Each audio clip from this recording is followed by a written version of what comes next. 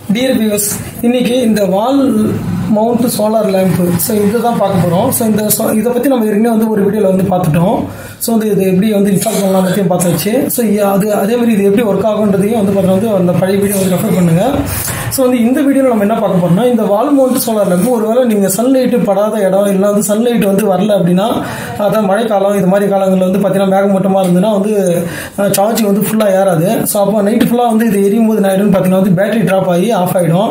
அது மாதிரி ஆஃப் ஆயிடுச்சுன்னா என்ன பண்ணலாம் அப்படின்றதுக்காக தான் இந்த வீடியோ.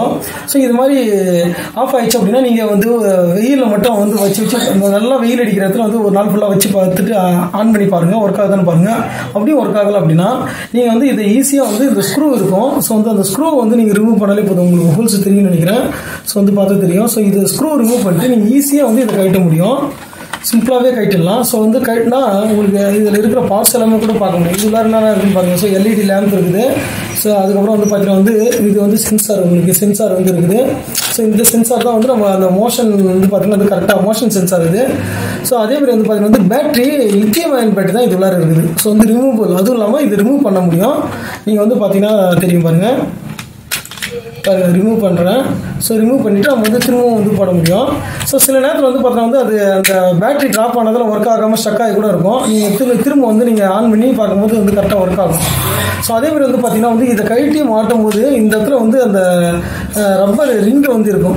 அதை மாதிரி அதாவது என்னன்னா கரெக்டாக ஃபிட் ஆகிறதுக்கு, ஏன்னா தண்ணி உள்ளார போகாமல் இருக்கணும். அதனால் இதை கழட்டி மாட்டும் போது கேர்ஃபுல்லாக பார்த்தீங்கன்னா இந்த ஆக்சுவலாக இந்த வளையமாக இருக்கும், ஓ ரிங்குன்னு சொல்லுவாங்க. அது மாதிரி தான் இருக்குது. அந்த வாசல் மாதிரி இருக்குது.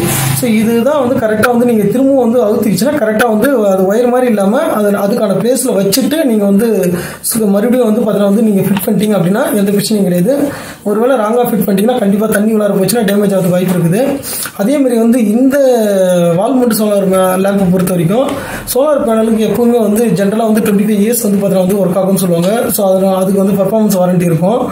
அதே மாதிரி பார்த்தீங்கன்னா இந்த பேட்டரியை பொறுத்த வரைக்கும் நீங்கள் கண்டிப்பாக ஒரு 5 இயர்ஸுக்கு மேலே கண்டிப்பாக ஒர்க் ஆகும். அதை தாண்டி நீங்கள் உங்களுக்கு தேவைப்படுதுன்னா நீங்கள் இந்த பேட்டரி மட்டும் கைட்டு ரீப்ளேஸ் பண்ணலாம். அதனால் இது ரொம்ப யூஸ்ஃபுல்லாக இருக்கும். ஏன்னா நம்ம போன வீடியோவில் பார்த்துருக்குறோம். இதோட விலை 250 அந்த ரேஞ்சில் தான் இருக்குது. அதாவது 160 ரூபாய் அவைலபிளாக இருக்குது. அதனால் இதை நீங்கள் ஃபிட் பண்ணிட்டீங்க அப்படின்னா உங்களுக்கு குட் ஃபீலிங் வருன்றதான் கூட போன வீடியோவில் பார்த்துருக்கோம். ஏன்னா நீங்கள் வரும்போது பார்த்தீங்கன்னா லைட் ஆன் ஆகும், இல்லைனா பிரைட்னஸ் அதிகமாகும்.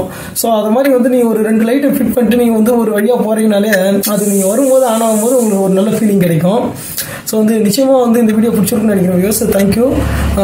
நம்ம சேனலை சப்ஸ்கிரைப் பண்ணாதுங்க, சப்ஸ்கிரைப் பண்ணுங்கள். தேங்க்யூ ஃபார் வாட்சிங்.